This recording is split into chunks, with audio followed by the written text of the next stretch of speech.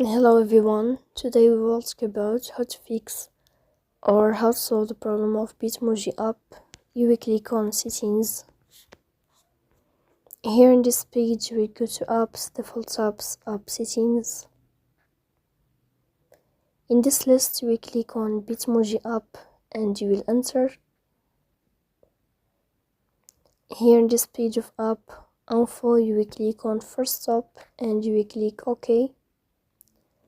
Then you will enter to the window of storage.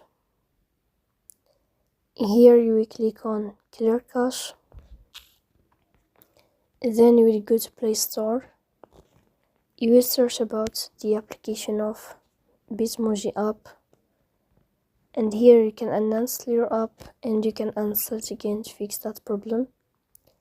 So please don't forget to support us by like and subscribe. See you next time.